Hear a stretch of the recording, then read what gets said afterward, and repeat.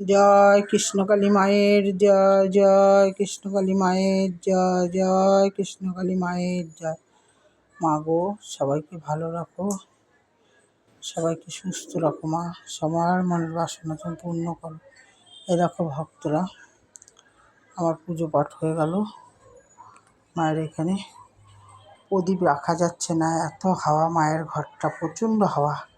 তবু একটা কোণার দিকে প্রদীপ জেলে রেখেছি, এই যে ওইটা জ্বলে আছে, কিন্তু আর একটা প্রদীপ রাখাই যাচ্ছে না, এত হাওয়া এই ঘরটা মায়ের।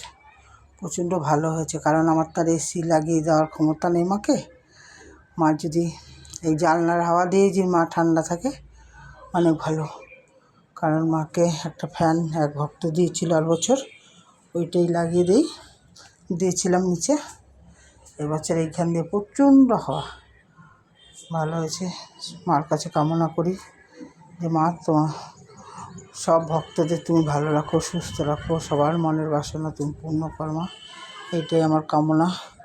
চেষ্টা করবো আর বছর যদি আরেকটু বড় করে পুজোটা করতে পারি তাহলে খুব ভালো হবে। কারণ অনেক ভক্তই এসেছিল, অনেক লোক প্রসাদ পেয়েছে।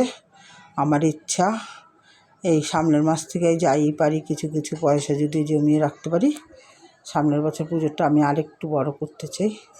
দেখি মাই যদি চেষ্টা করে তাহলে পারবে, আর আমি হাজার চেষ্টা করলেও পারবো না, মায়েরই ইচ্ছা। জয় কৃষ্ণকালী মায়ের জয়, জয় কৃষ্ণকালী মায়ের জয়।